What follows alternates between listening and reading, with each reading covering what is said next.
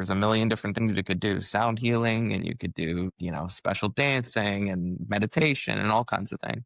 She said, oh, you should go to Dina. And I said, okay. So I went to this woman in a tent and it's like raining. I remember it vividly. It's like probably the most profound moment of my life. And I walked in and she said, oh, you're here for the music. And I was like, what? And she's like, the music, it's time for you to make music now. And at this point, I've made no music. I've not been a singer. I didn't even know if I could really sing properly.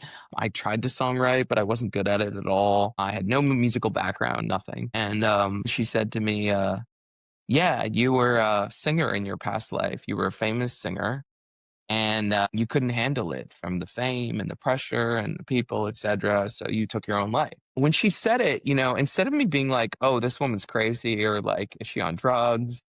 There was a part of me that knew she was right, which is strange because if you don't believe in anything, you're going like, what? And she said, yeah, you had to go through a lot of trials and tribulations and things in life to get to this point. But now everything's lined up perfectly in your path for you to go do this.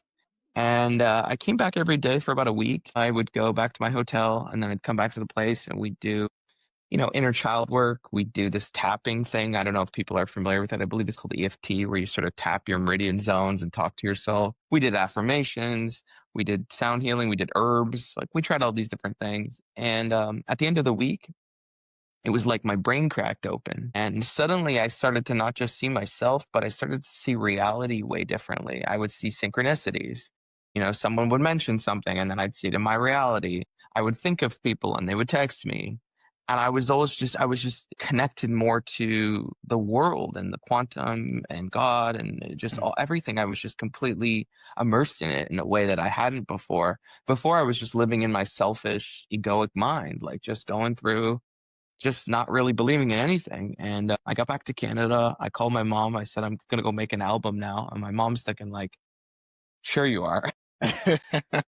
Good luck. Have you ever made an album? Do you know how hard it is? So she was kind of stunned, and my stepdad, they were kind of stunned. And I was like, I couldn't explain it to people. I just was like, I can't explain it to anyone. And I don't even care if people think I'm crazy or they laugh at me. But I just feel drawn to this in a way that I'd never been drawn to anything before. I've done a million things. I was on TV, radio. I had a podcast. I own a marketing firm. Like I had done a bunch of things that were satisfying to a degree, but nothing that lit me up with this burning desire like this. And I contacted a producer I was working with. I was like, hey, we got 3 weeks. Let's make an EP album, 5 songs. And I had this concept for it. And we went to the studio. And the craziest thing is right when we went into the studio, I immediately felt this deja vu, like I'd been there before. And I was thinking of Dina saying like, oh, you were a famous musician, you've done this before.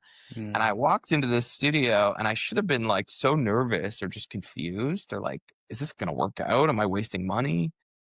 And I just was like so confident. I walked in, I was at home, I was sitting on the couches, I started singing better, my voice opened up. And then what the craziest thing which happened to me, which still to this day freaks me out, but it happens to me all the time now, is I was sitting on my computer and my producer was playing some chords and a song we had kind of thought about. And I just started typing. And as I was typing, thoughts immediately shut down. My heart started glowing in this like really beautiful, warm way. And I locked into what some people call tunnel vision, where nothing matters, and it was almost like everything slowed down. The particles and the matter just really slowed down. And in probably 15 minutes, I wrote an entire song, all the words, the melody.